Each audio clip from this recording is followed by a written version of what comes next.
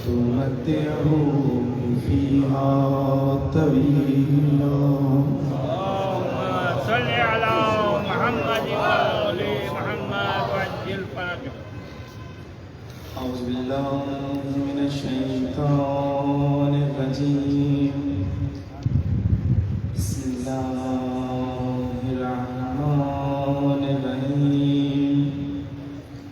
الحمد والسلام على سيد الأنبياء والمرسلين خاتم النبيين أبي القاسم محمد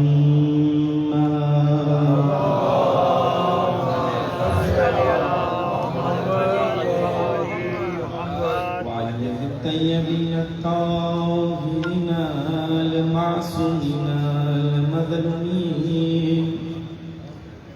أما بعد فقد قال الله تبارك وتعالى في كتابه المجيد والفرقان الحميد وقال الحق. بسم الله الرحمن الرحيم. قل لا أسألكم عليه أجرا إلا المودة في القربى. الصلوات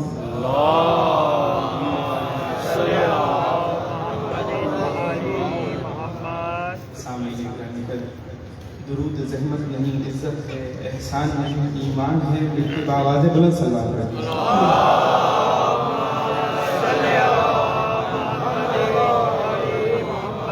تمام مدحت، تمام تعریفیں وقف ہیں اس پروردگار کے لیے جس نے زمین کی بے رنگیوں کو بہاروں سے، سنگلاخ چٹانوں کو آبشاروں سے اور کائنات کے اندھیروں کو 14 کے نور سے منور کر دیا. عرض خدمت حکم ہوا کہ ذکر امیر المومنین ہوگا. میں نے کہا کہ مدحت امیر المومنین انسان کی اوقات سے باہر ہے، اس لیے کہ یہ انسان قرآن نہیں لکھ سکتا اور عظمت امیر المومنین بیان کرنے کے لیے یا اللہ کا قرآن چاہیے یا محمد کی زبان چاہیے. سمجھ آئے؟ قرآن میں صالح المومنین ہے.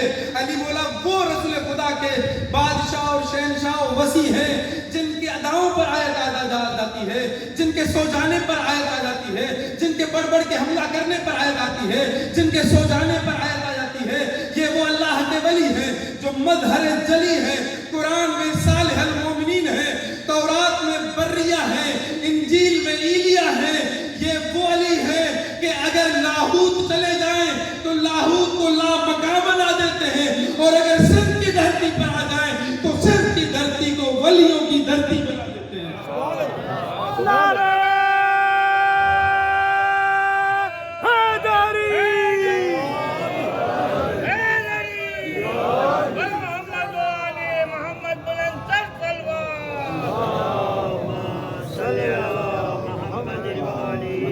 اسی لیے میں تو اکثر کہتا ہوں چھوڑ دوں گر نام حیدر تو کس کا نام لوں، چھوڑ دوں گر نام حیدر تو کس کا نام لوں، وقت کا مرحب گر اٹھائے سر تو کس کا نام لوں، لکھوں اگر تلوار کے جوہر تو کس کا نام لوں، سامنے ہو گر در خیبر تو کس کا نام لوں.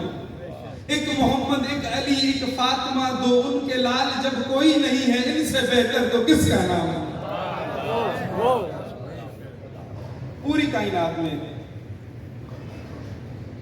جتنے بھی اللہ کے اولیاء، اللہ کے فقیر بن کر اس پوری سرزمین پر گئے نا، ان سب کی تبلیغ کا ایک ہی موضوع تھا، وہ تھا محبت علی. اور سندھ کی سرزمین جو ہے خصوصی طور پر جتنے بھی، چونکہ رسول اللہ کے زمانے میں ہی بہت سارے اصحاب سندھ کی سرزمین پر آئے اور جو پیغام لے کر آئے وہ ایک ہی تھا، سب کا ایک ہی تھا. وہ بھلے کشمیر میں سید علی کے نام سے کوئی چلے جائے. سید علی حمدانی کشمیر جب گئے نا تو رسول اللہ ان کے خواب میں آئے تھے کہ آپ کشمیر چلے جائیں. جب کشمیر گئے تو وہاں پر جادوگروں کا بڑا زور تھا. تو یہ گئے, دیکھا کہ ہجوم لگا ہوا ہے, کوئی جادوگر اپنا کرتب دکھا رہا ہے, اور اس نے کیا کیا کہ زمین سے اٹھ کر نا اڑنا شروع کر دیا. سید علی ہمدانی نے کہا کہ اگر میں بھی اس جاہل جادوگر کی طرح اڑنا شروع کر دوں تو پھر اس کے اور مجھ میں فرق کیا ہوگا. کیا کیا, اپنی جوتی کو ہوا میں پھینک دیا, اور وہ جوتی ہوا میں جا کر اس جادوگر کے سر پر اتنی مرتبہ پڑی کہ وہ بے ہوش ہو کر نیچے گر گیا. یہ سارے کا سارا کشمیر شیعہ ہوا, یہ سری نگر میں کشمیر کی قبر مبارک ہے. اسی طریقے سے بہت سارے فقیر, یہ جتنے بھی ہیں مولا کے فقیر, ان سب کی تبلیغ کا ایک موضوع رہا, وہ محبت علی تھا. یہ پیغام قدیری بھی تھا اور بہشت کی امیری بھی تھا. اور شاید کچھ دوستان ناراض ہو جائیں کہ آپ فقیر کہہ رہے ہیں, فقیر کہہ رہے ہیں. یہ فقیر تو نہیں تھے, اللہ کے ولی تھے. میں جانتا ہوں یہ اللہ کے ولی تھے, مگر جو اللہ کا ولی ہوتا ہے وہی فقیر ہوتا ہے. چونکہ فقیر اور بھکاری میں فرق ہے قبلہ. جسے دنیا ٹھکرا دے اسے بھکاری کہتے ہیں, اور جو دنیا کو ٹھکرا دے اسے فقیر کہتے ہیں. اسی لیے میرے مولا علی کا ایک لقب ہے امام الفقراء. علی وہ ہیں جو فقیروں کے امام ہیں, علی وہ ہیں جو شاہ ولایت ہیں, علی وہ ہیں کہ جن کی مہر کے بغیر کسی کو ولایت ملنے والی نہیں ہے. اسی لیے میں چاہتا ہوں کہ ان فقیروں کے درمیان مولا کے کچھ فقیروں کا تذکرہ کر چل جائے. راضی ہیں آپ؟ حضرت جلال الدین رومی, یہ بہت بڑے شاعر تھے. آج بھی ان کے اشعار سے فعال نکالی جاتی ہے, اور ان کا تخلص تھا مولوی. آج بھی ہم شاید 8ویں جماعت 10ویں 11ویں 12ویں میں جو اشعار اردو کے یہاں کہیں پڑھتے ہیں تو مولوی کے نیچے, اشعار کے نیچے لکھا ہوتا ہے مولوی. یہ وہی مولوی ہے جلال الدین رومی. ٹھیک ہے, بہت بڑے شاعر تھے, بہت بڑے عالم تھے. ان کا تخلص پڑا ہی اس لیے, مولوی کہتے ہیں جو سب سے بڑا عالم ہے, تو ان کا تخلص پڑ گیا. ان کا نام تھا جلال الدین رومی اور تخلص کیا ہوا, مولوی. اچھا, ایک دن جلال الدین رومی کے سامنے سے حضرت شمس تبریز کا گزر ہوا. میرے ساتھ ہے کہ نہیں؟ کیونکہ شمس تبریز کی قبر آج ملتان میں ہے, مگر یہ ملتان خود سندھ میں تھا. سندھ کی سرزمین ایک بہت بڑا خطہ تھا, 2 خطے تھے, ہند اور سندھ. سندھ اتنا ہی بڑا تھا جتنا ہند ہے آج. بہت سارا ایسا, ممبئی یہ سندھ میں تھا, آپ کا ملتان سندھ میں تھا, آدھا بلوچستان یہ سندھ میں تھا. سندھ ایک بہت بڑا خطہ تھا, اور چونکہ سندھ کی سرزمین پر مولا کے ایسے فقیر بہت زیادہ تھے, یہی وجہ ہوئی کہ ان فقیروں کی وجہ سے آج گھر گھر پر علم لگا ہوا ہے. یہ ان کا کام تھا, یہ ان کی تبلیغ کا نتیجہ ہے جو آج آپ دیکھ رہے ہیں. تو مولا علی کی دشمنی میں سندھ کو چھوٹا کیا گیا, سندھ کو توڑا گیا. کبھی آدھا کسی زمین کو دے دیا گیا, آدھا کسی کو دے دیا گیا. علت یہ تھی کہ اگر یہ خطہ چھوٹا ہوگا تو اس پر بہتر طریقے سے کام کیا جا سکتا ہے, اور یہ لوگ ڈیوائیڈ ہو جائیں گے. شیعہ یہ محب اہل بیت ڈیوائیڈ ہو جائیں گے. ہماری جتنی بھی ثقافت ہے یہ اسلام, عین اسلام ہے. سندھ کی ثقافت عین اسلام ہے. چونکہ ابھی وقت دامن میں گنجائش نہیں ہے کہ میں تمام ثقافتوں پر بات کروں کہ کس کس طریقے سے عین اسلام ہے. بلا کر عین اسلام. اچھا جی, شمس تبریز کا حضرت جلال الدین رومی کے سامنے سے ایک مرتبہ گزر ہوا. جلال الدین رومی کی قبر آج ترکی میں ہے, اور جب سامنے سے گزر ہوا, کتابوں کے انبار کو دیکھنے کے بعد شمس تبریز نے جلال الدین رومی سے پوچھا کہ این چیز یہ کیا ہے. چونکہ اس زمانے میں فارسی ہوا کرتے تھے, فارس تھا, پورا خطہ فارس تھا. ہمارے یہاں بھی فارسی زبان بولی جاتی تھی, ترکی میں بھی, آذربائیجان میں, افغانستان میں, ایران میں, اور یہ بہت بڑا خطہ جو تھا یہ فارس تھا, ہم فارسی بولتے تھے. حتیٰ کہ آپ اپنے جتنے بھی قدیمی شاعر ہیں, علامہ اقبال دیکھیں, دوسرے دیکھیں, انہوں نے زیادہ تر کام جو ہے فارسی میں ہی کیا. تو انہوں نے سوال پوچھا کہ این چیز یہ کیا ہے. تو جلال الدین رومی نے ظاہری طور پر اللہ کے اس ولی کا حلیہ دیکھا, اور دیکھنے کے بعد دل میں سوچا کہ اس فقیر کو کیا پتا کہ یہ کیا ہے. کہا کہ ان علم اس کے تو نہ دارا, کہا یہ وہ علم ہے جو تیرے پاس نہیں ہے. حضرت شمس تبریز کو جلال آیا, کہا جسے ہم نہیں جانتے وہ ہے کیوں؟ میرے ساتھ ہے کہ نہیں؟ کہا جسے ہم نہیں جانتے وہ ہے کیوں؟ کیا کیا؟ کتابوں کو اٹھایا, ساتھ میں تالاب تھا, کتابوں کو پھینک دیا پانی میں. جلال الدین رومی نے کہا کہ کیسے, مثلا نعوذ باللہ اس طرح کہا ہوگا کہ پاگل کے ساتھ میرا مقابلہ ہو گیا, کیوں میں نے اس کو چھیڑا, اس نے میری ساری محنت ضائع کر دی. پہلے تو آپس میں بڑا لڑے جھگڑے, لڑنے جھگڑنے کے بعد جب کچھ نہیں حاصل ہوا تو ایک کونے میں جا کر رونے لگے. رونے والے پر فقیر کو ترس آیا. سمجھ رہے ہیں؟ فقیر کو ترس آیا کہ روتا کیوں ہے, آپ میں تجھے چپ کرا دیا. لے گئے دوبارہ تالاب میں, کتابوں کو اب جب باہر نکالا تو کیا ہونا چاہیے, گیلی ہوئی پھٹ جانا چاہیے, مگر اب جب باہر نکلی تو ان سے گرد اور مٹی نکلنے لگی. یہ دیکھ کر جلال الدین رومی پوچھتے ہیں کہ ان چیز یہ کیا ہے؟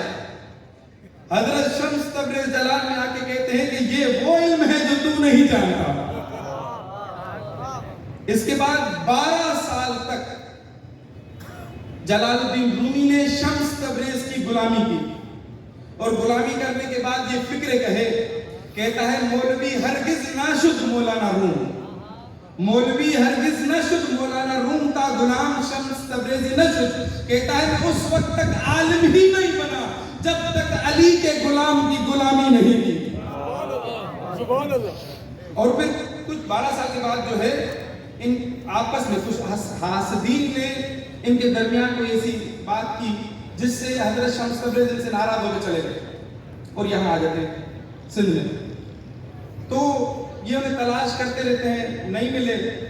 تو ان کی جدائی میں دیوان شمس تبریز جو لکھا ہے, جلال الدین رومی نے لکھا ہے. دیوان شمس 25,000 بیت, یعنی ہر بیت 2 لائن کا ہوتا ہے, 50,000 لائنیں صرف ان کی جدائی میں لکھی ہیں. یہ ایک عرفان کی بہت بڑی منزل ہے. جو لوگ عرفان سیکھنا چاہتے ہیں وہ دیوان شمس تبریز کا مطالعہ کرتے ہیں. صلوات پڑھیں محمد والے.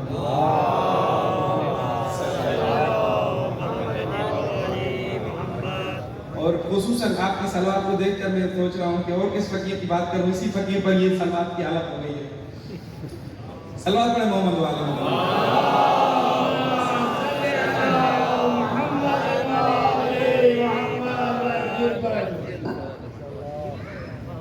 قلندر لال شہباز کو تو خصوصاً سارے سندھ والے جانتے ہیں. ان کے دادا کی قبر مولا حسین کے گنبد کے ساتھ ہے. محمد ابن ابراہیم, حسین ابن ابراہیم مجاب, محمد ان کے والد ہیں جن کی قبر ایران کے شہر کرمان ہے. اور ان کے دادا کی, یعنی کہ مستقل دادا نہیں ہے, انہی کی نسل سے. اور انہیں مجاب اس لیے کہا گیا, ابراہیم مجاب, ٹھیک, مجاب اس لیے. آپ خدا بندی مطالعہ آپ لوگوں کو کربلا لے جائے, اور جو گئے ہیں وہ اس بات کی گواہی دیں گے کہ جیسے ہی باب قبلہ سے اندر وارد ہوں گے, الٹے ہاتھ میں دیکھیں گے حبیب ابن مدائر کی قبر ہے, اور سیدھے ہاتھ پر محمد حسین ابن ابراہیم مجاب کی قبر ہے. اور مجاب انہیں اس لیے کہا گیا کہ جب جب انہوں نے زری کو سلام کیا اندر سے جواب آیا, اور اسی زری سے یہ صدا آئی تھی کہ اپنے بیٹے کو سندھ بھیج. آج دنیا یہ کہتی ہے, ہمارے بچوں کو کتابوں میں یہ پڑھایا جاتا ہے کہ سندھ کو محمد ابن قاسم نے فتح کیا. میں کہتا ہوں جاؤ جا کے سندھ کی گلیاں پھرو, جاؤ جا کے سندھ کا ہر ایک چوک پھرو, جاؤ جا کے سندھ کا ہر ایک چوراہا پھرو. اگر تمہیں سندھ کے ہر ایک چوک اور چوراہے پر تلوار لٹکی نظر آئے تو سندھ کو محمد ابن قاسم نے فتح کیا ہے, اور اگر سندھ کے ہر چوک پر غازی کا علم ہے تو سندھ کو قلندر نے فتح کیا ہے. یہ بولتا کہ فقیر آئے ہیں کی دھرتی پر. اور موسوی سادات جتنے یہاں موجود ہیں, ان کے جو جد تھے شاہ عبد الکریم برنی والا, پھر ان کی 11 نسلیں یہیں پر ہیں, 5 6 7 بیٹوں کی قبریں ایک دوسرے کے بعد جو पुश दर पुश आते रहे, वहीं पर है। और फिर उनके एक बेटे शाह अब्दुल लतीफ बिचाई जो हैं, इनके वालिद साहब आते हैं मटियारी, और फिर यहाँ पर इनके वालिद की और खुद की कब्र मुबारक यहाँ पर है। शाह अब्दुल लतीफ बिचाई क्या कहते हैं मौला अली के लिए? सलवात पढ़े दुआ।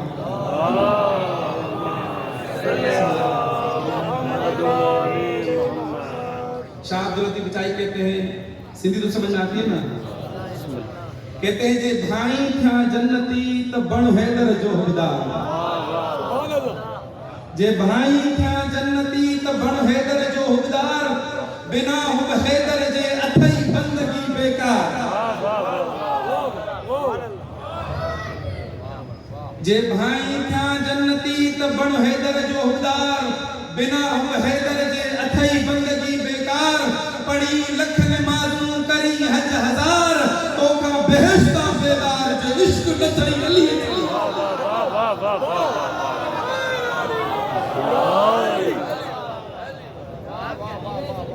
ये जितने भी मौला के फकीर आए, उन सब के तबलीग का मौजू सिर्फ एक ही था, वो था मोहब्बत अली, जो अपने और पराये को एक जगह पर इकट्ठा कर देते थे, जो कि पैगाम गदीरी भी थी और बेहश्त की अमीरी भी।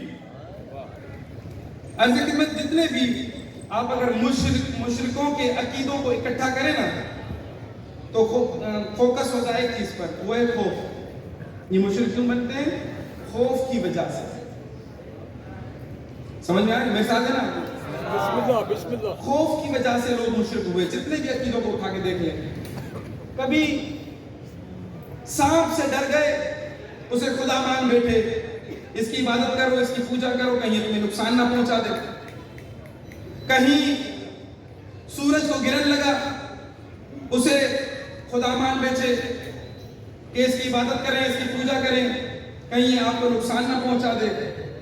कहीं तारा गिर के टूटा, तो उसे खुदा मान बैठे कि आज वहां गिरा है, कल यहां गिरेगा, इसकी इबादत करो, इसकी पूजा करो, कहीं तुम्हें नुकसान ना पहुंचा दे। कहीं पत्थर गिरे और इंसान पत्थरों के नीचे आके दब जाए, तो कंकर को शंकर समझ बैठते हैं कि इनकी इबादत करो, इनकी पूजा करो, कहीं आपको नुकसान ना पहुंचा दे। फिरौन, नमरूद, शद्दाद, इन तीन झूठे खुदाओं को मानते रहे। क्यों? कि इनकी इबादत की जाए, इनको पूजा जाए। ये जैसे कहते हैं वैसे ही सर को हिला दिया जाए, कहा जाए ठीक लब्बैक। क्यों? क्योंकि इनसे डरते थे। मगर ये इंसान बड़ी अजीब है, कभी सांप से डर जाता है तो उसे खुदा मान बैठता है, कहीं पत्थर गिरे और इंसान पत्थरों के नीचे दब जाए तो उसे खुदा मान बैठता है, कभी सूरज को खुदा मान बैठता है, कभी तारे को खुदा मान बैठता है। मगर क्या कहने अबू तालिब के बेटे अली मुर्तदा के जिन्होंने बचपन में ही तौहीद की ऐसी इबादत की कि बचपन में ही सांप को चीर के रख दिया कि ये सांप खुदा नहीं हो सकता। अल्लाह ने तारे को दरवाजे पे नौकर बना के रख दिया कि ये तारा खुदा नहीं हो सकता। बुतों को पाश पाश करके पूरी कायनात को ये बता दिया कि ये बुत खुदा नहीं हो सकता। हत्ता के सूरज को पलटा के पूरी दुनिया को ये बतला दिया कि ये सूरज खुदा नहीं हो सकता, और अपनी पेशानी को जमीन पे रख के कायनात को ये बतला दिया कि ये इंसान कभी खुदा नहीं हो सकता। वो जिंदगी में सिर्फ एक बार सोया ताकि तौहीद बच सके। ठीक है, हालांकि सोना नुक्स है, कमाल नहीं। आज़ा की थकन का नाम है सोना, और सोते वो हो जो नाकिस हो, जो युताहिरकुम ततहीरा हो, वो सोए कैसे?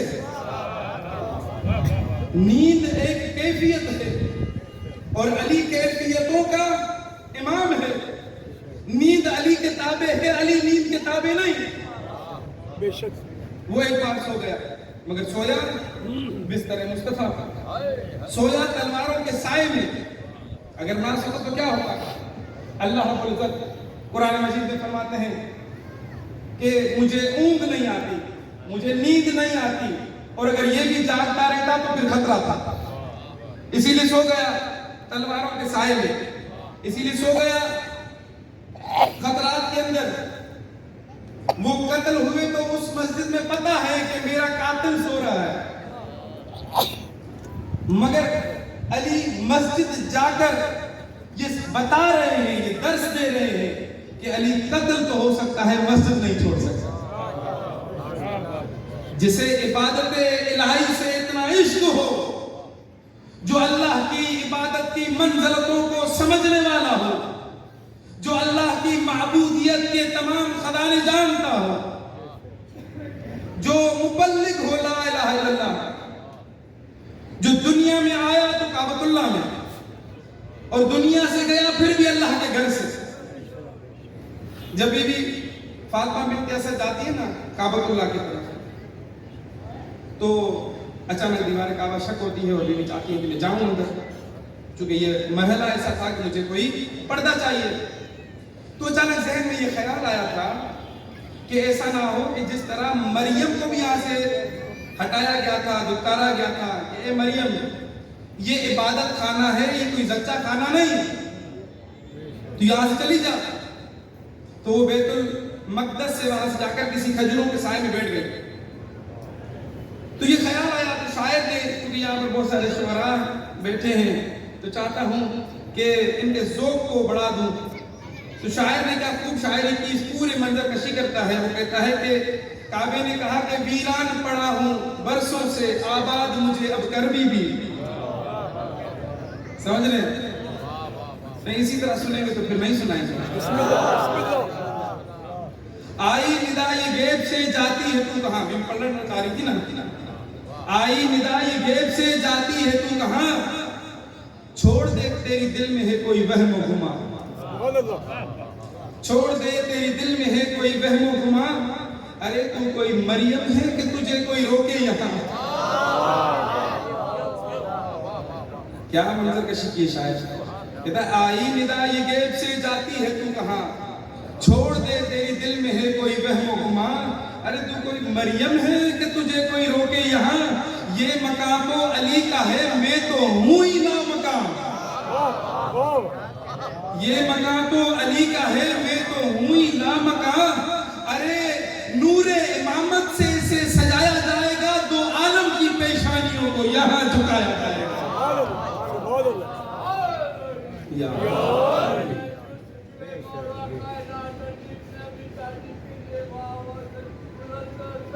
اللہ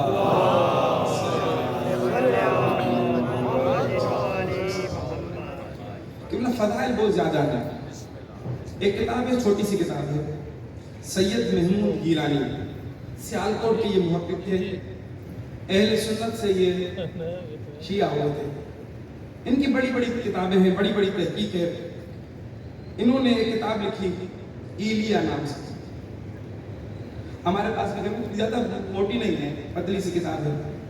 انہوں نے تمام مسائل کو پڑھا اور ان میں جہاں جہاں پر بھی مولا علی کا ذکر ہے جن کتابوں میں، وہ انہوں نے اس کتاب میں جمع کیا کہ کہاں کہاں توریت میں ہے، کہاں کہاں انجیل میں ہے، کہاں کہاں زبور میں ہے، کہاں کہاں قرآن میں ہے، کہاں کہاں رام میں ہے، کہاں کہاں گیتا میں ہے۔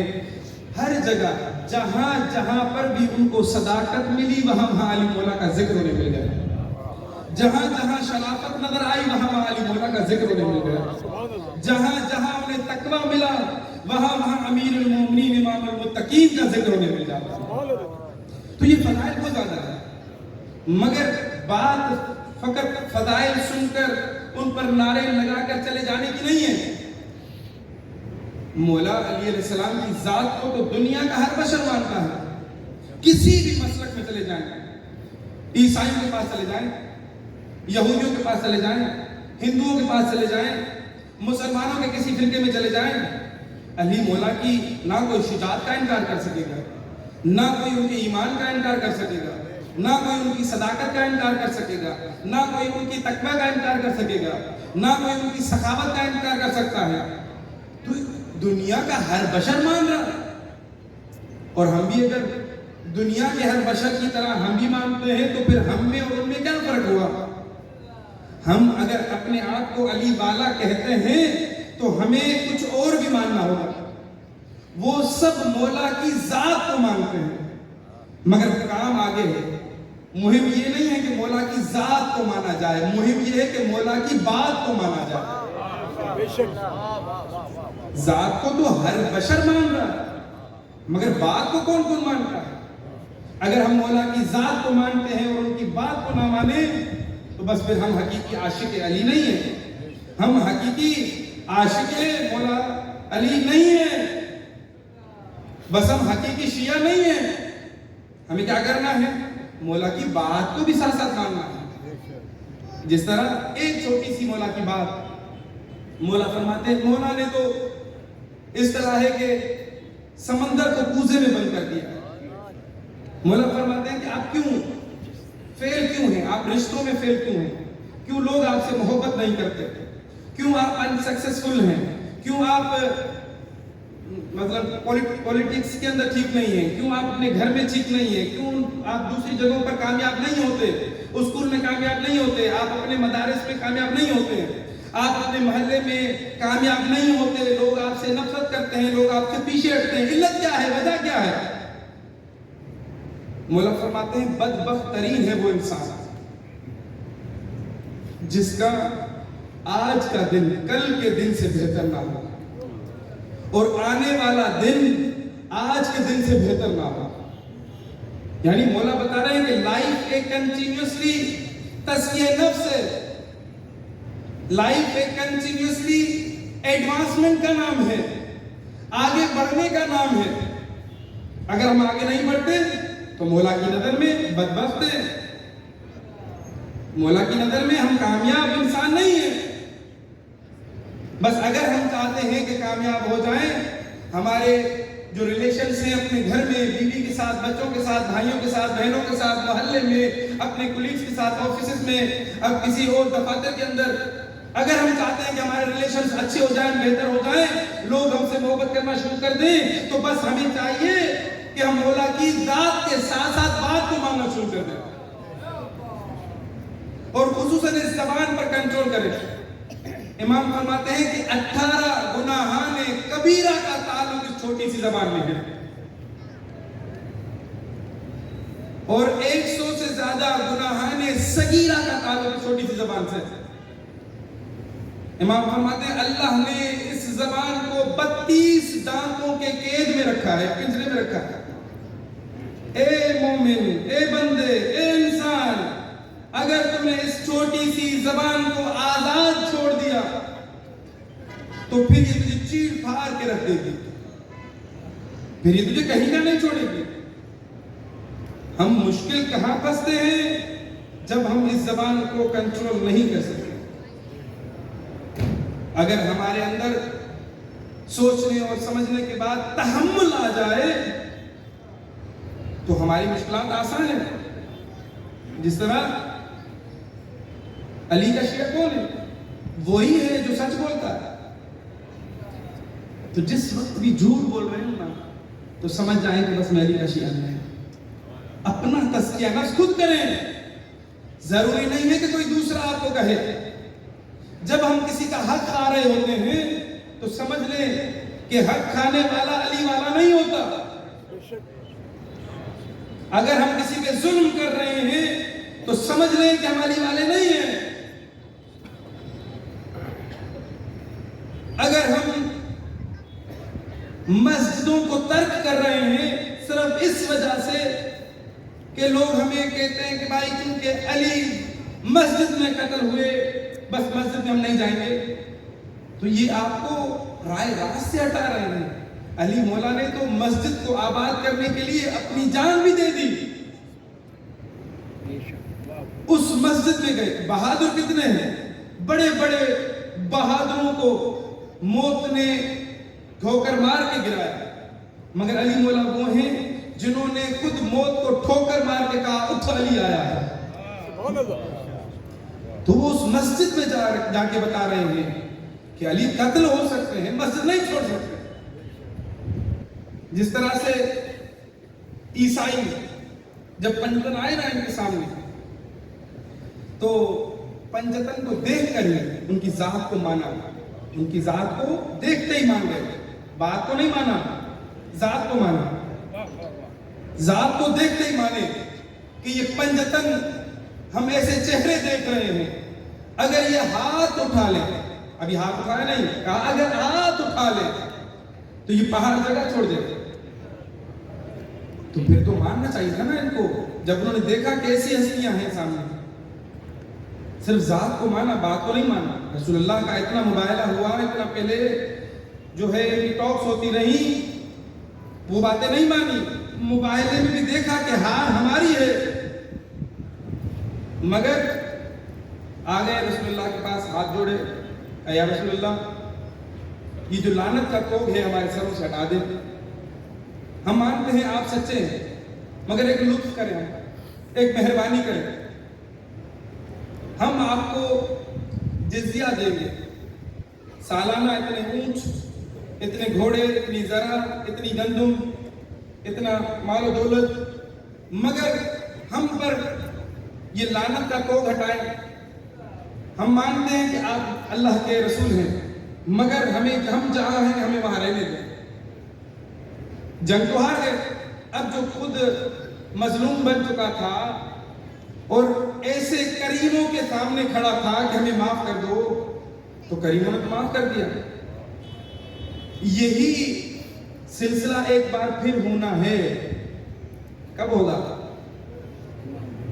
جب اسی بی بی کا 12واں جانشین، اسی گھر کا 12واں جانشین سیدہ کا بیٹا آئے گا، اور ہم میں سے نہ جانے کتنے شیعہ امام کو دیکھیں گے، کیونکہ اگر جو زندہ ہوا ہوا ہے نہیں ہوا تو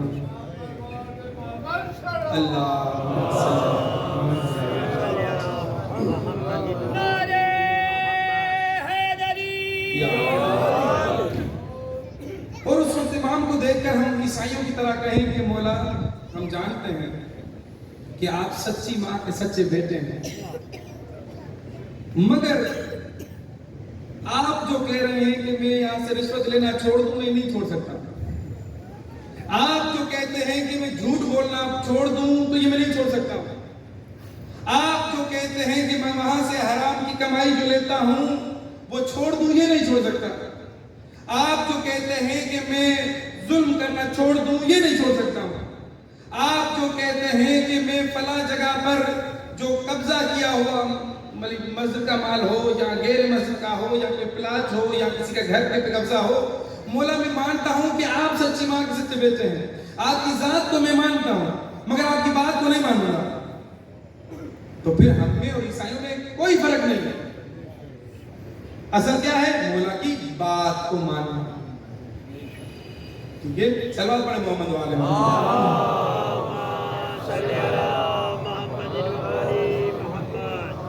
یہ پورا گھرانہ بڑا کریم ہے، پورا گھرانہ. اور ان کی اگر کرامت کی مثال دیکھنا چاہیں تو جب سیدہ نے حسنین کریمین کی صحتیابی کے لیے روزے منت مانے تو پنجتن پاک کے اس پورے گھرانے نے روزے رکھے تھے. شام کو سیدہ نے اپنے ہاتھوں سے 5 روٹیاں بنائیں. میں مثال دے رہا ہوں صرف ایک کرامت کی کریم کتنے ہیں. 5 روٹیاں بنائیں، ایک مولا حسن کی، ایک مولا حسین کی، ایک اپنے بابا کی، ایک اپنے شوہر کی، ایک اپنی، چونکہ 5 کو روزہ تھا.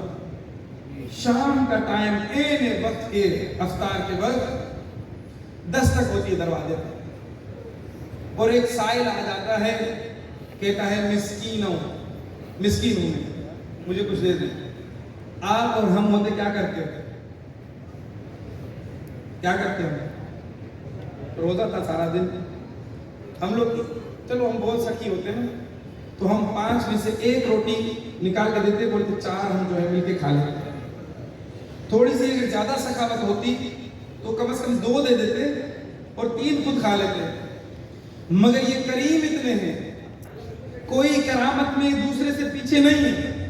ان 5 نے اپنے حصے کی پوری روٹی اس فقیر کو دے دی. دوسرا دن ہوا، این افطاری کے بعد پھر دروازے پہ دستک ہوئی، میں یتیم ہوں میری مدد کر. اس پنجتن کے گھرانے نے 5 کی 5 روٹیاں اٹھا کے اس یتیم کو دے دی. چاہتے تو بھائی 1 دے دیتے, 2 دے دیتے, 3 دے دیتے, نہیں 5 ہو جاتے. مثلا یہ سخاوت میں بھی اتنے ہیں کہ کوئی دوسرے سے کم و زیادہ نہیں ہے. جس طرح ایک رسول اللہ کے جانے کے بعد ایک صحابی نے خواب میں دیکھا کہ رسول اللہ نے کچھ کھجوریں مجھے عطا کی ہیں. صبح ہوئی, دیکھا کہ مولا علی علیہ السلام بھی اسی طرح کھجوریں تناول کر رہے ہیں, اور یہ جیسے آتے ہیں تو مولا علی انہیں کھجوریں اٹھا کے اسے دیتے ہیں. جب یہ گنتا ہے تو اتنی ہی کھجوریں تھیں جتنا رات کو رسول اللہ نے انہیں خواب میں دی. تو ان کی عطا بھی برابر ہے.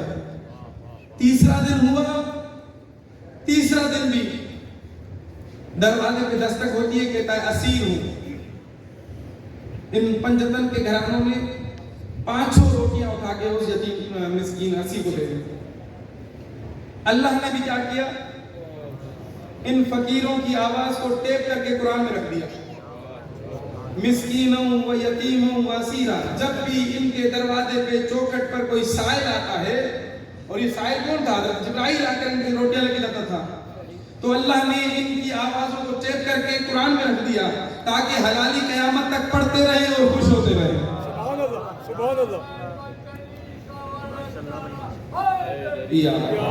اور ویسے میں کہتا ہوں فرشتوں تمہارا شکریہ, تم نے در زہرا سے بھیک مانگنے کا سلیقہ سکھا دیا. سبحان اللہ. فلک نشین جو کبھی کھایا نہیں کرتے روٹی.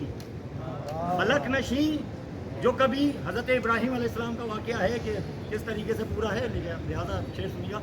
فلک نشین جو کبھی کھایا نہیں کرتے روٹی, زمین سے لے گئے زہرا کے ہاتھ کی روٹی. اور جنہوں نے دوستی کر لی عدو زہرا سے, ارے نہیں ان کے مقدر میں حلال کی روٹی. سبحان اللہ, سبحان اللہ. نعرہ حیدری, نعرہ حیدری, نعرہ ہدیہ بلند سلوات.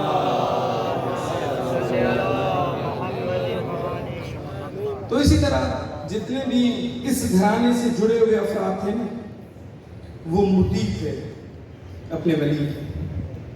یہ کربلا کی سرزمین جتنی بھی آپ دیکھتے ہیں کہ مائیں جو ہیں چھوٹے چھوٹے بچوں کو تیار کر کے دیتی ہیں مولا حسین کو کہ جائیں جا کر کے قربان کرتے ہیں.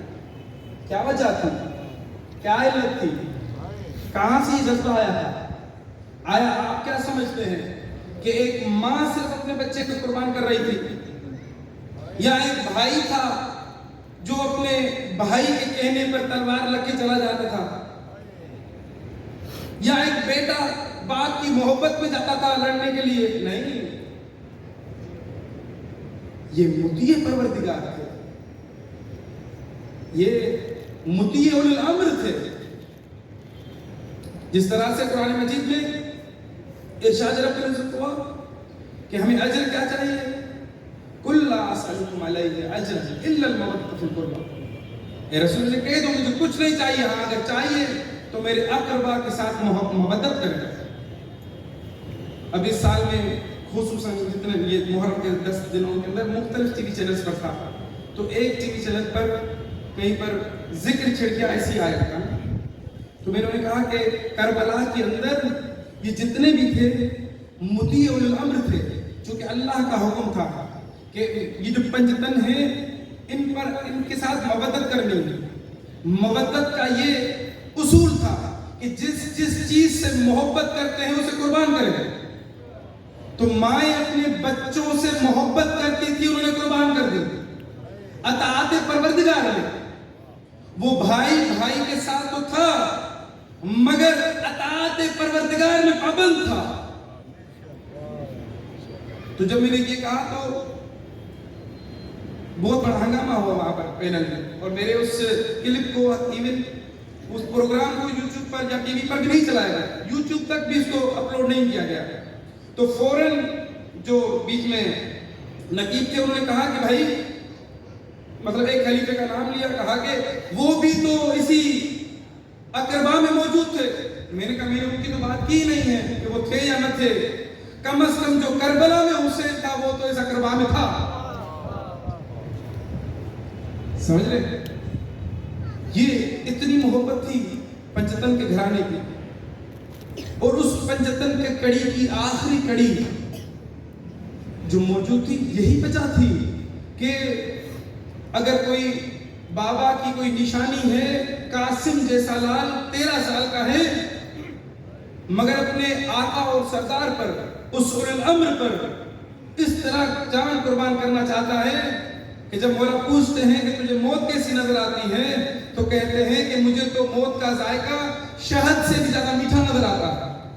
سبحان اللہ، یہ مطیع تھے، اسی لیے تو حضرت ابو الفضل کا ایک لقب تھا، اور ابھی بھی اگر انشاءاللہ اس مجلس پاک کے صدقے میں مولا آپ سب کو کربلا لے جائے، مولا عباس کے جو جتنے دروازے ہیں اس میں سے ایک دروازہ جو ہے اس کے اوپر لکھا ہوا ہے السلام علیک یا عبد الصالح مطیع للہ ورسول والامیر المومنین والحسن والحسین۔ یہ مطیع تھے، اور اس طرح جس چونکہ امام جعفر صادق علیہ الصلوۃ والسلام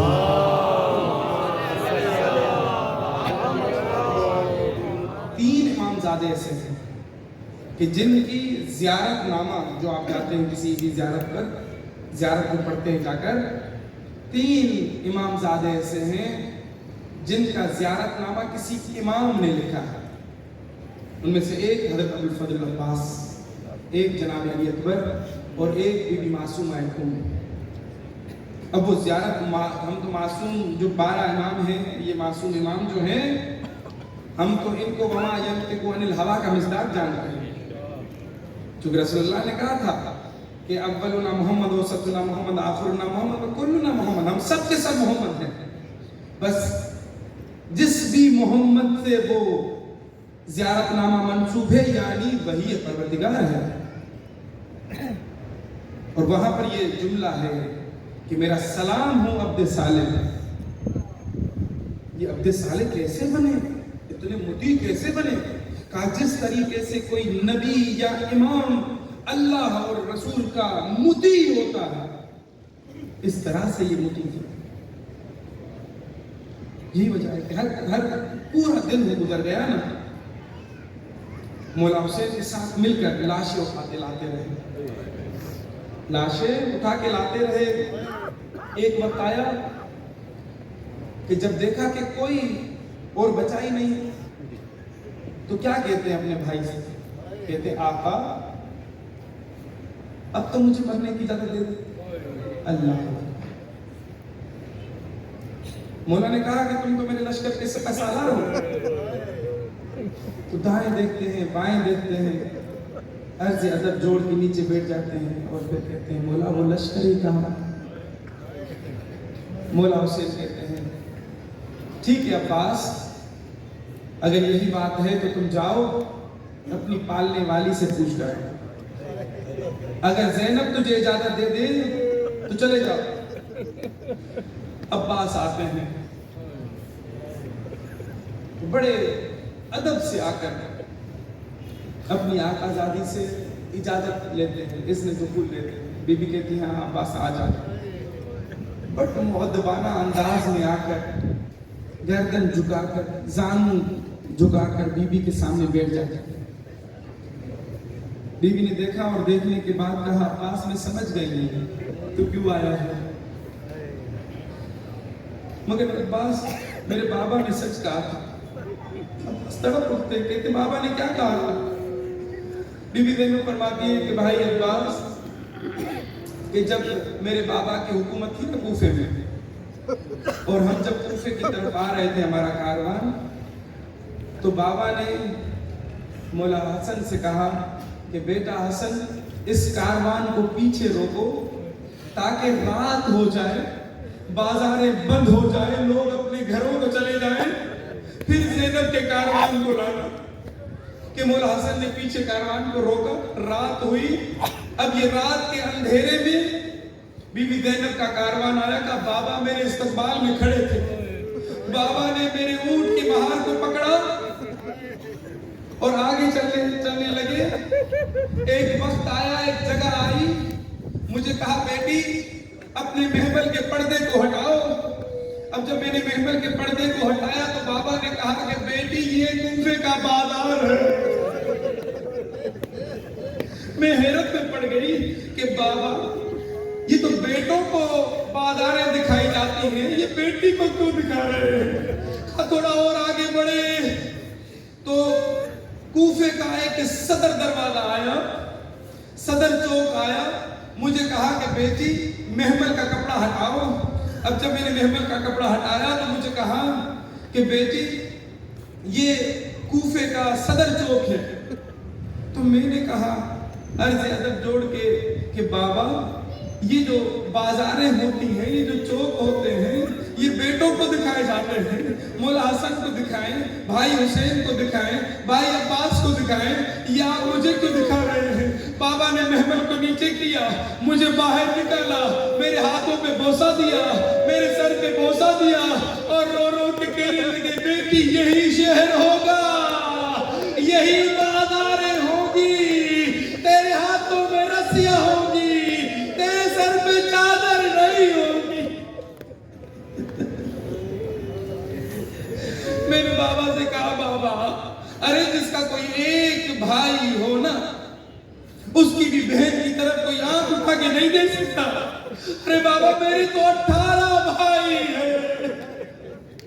اللہ اکبر یہ کہا اور کہنے کے بعد کہا عباس کھڑے ہو جاؤ۔ عباس کھڑے ہوئے، عباس کے گلے میں بازو ڈالے اور کہنے لگی عباس خدا حافظ، آپ جاؤ عباس۔ میں سمجھ گئی کہ اب ان ہاتھوں میں رسیاں بندھنے کا وقت آ چکا ہے۔ عباس جاؤ، ارے میری چادر لٹنے کا وقت آ چکا ہے۔ ارے عباس گئے، مولا نے کہا عباس یہ تلوار رکھ کر جاؤ۔ ارے آقا، ارے عباس ایک سپاہی ہے، ارے سپاہی کے اسلحے سے دشمن تو ڈرتا ہے، آپ انہیں کیوں کہہ رہے ہیں کہ تلوار رکھ کے جاؤ کہ شاید آواز یہ آئے؟ مولا نے کہا عباس تیری تلوار سے جتنے کوفی اور شامیوں کو زخم لگیں گے، ارے ان کا بدلہ یہ میری بہن اور بیٹی سے۔ اللہ اکبر، اللہ اکبر۔ ابھی علم برآمد ہوگا نا، مولا عباس علم لے کر، ایک ہاتھ میں مشکیزہ لے کر، اب جب جیسے ہی نہر فرات تک پہنچتے ہیں، ارے پانی بھرا اور اس پانی میں ایک ہاتھ میں چلو میں پانی بھی لیا اور پانی نہر فرات میں پھینک کے کہا اے نہر فرات تو بہ رہی ہے، میرا آقا پیاسا ہے۔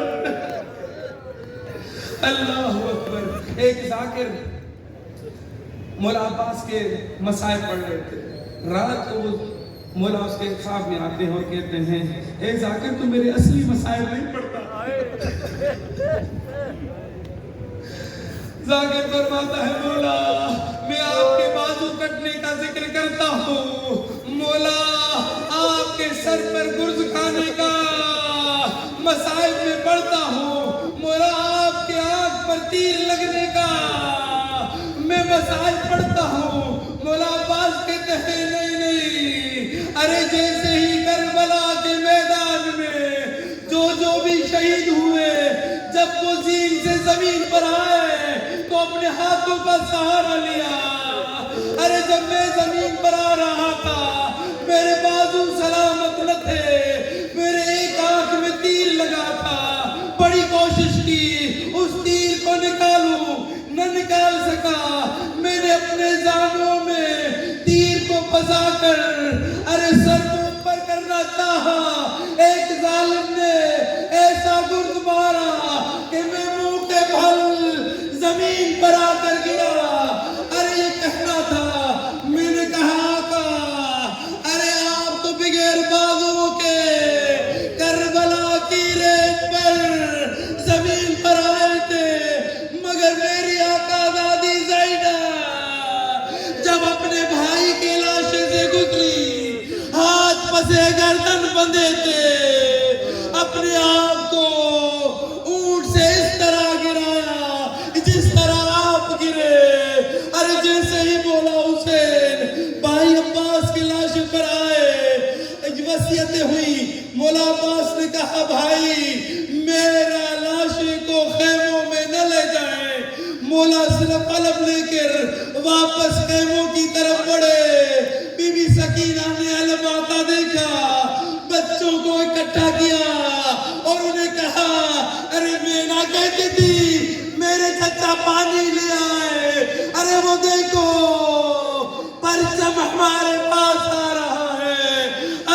نزدیک آئے تو کیا دیکھا؟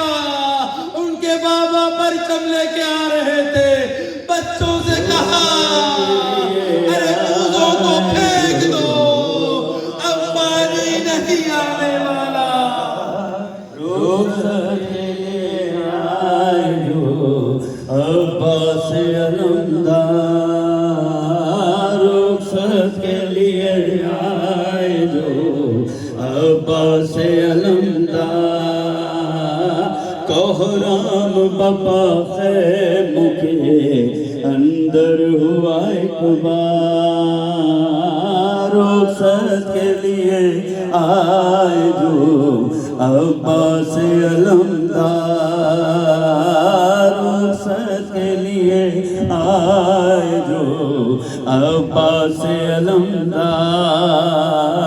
کوہرام بپا خیم کے اندر ہوا ایک بار، رخصت کے لیے آئے جو عباس علمدار، رخصت کے لیے آئے جو عباس علمدار. نالے کوئی کرتا تھا، کوئی کرتا تھا فریاد،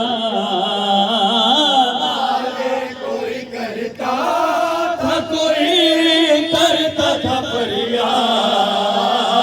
دیتی تھی یہ رو رو کے صدا زینب غمخوار، رخصت کے لیے آئے جو عباس علمدار، رخصت کے لیے آئے جو عباس علمدار. جاؤ نہ خدا کے لیے مقتل میں نہ جاؤ،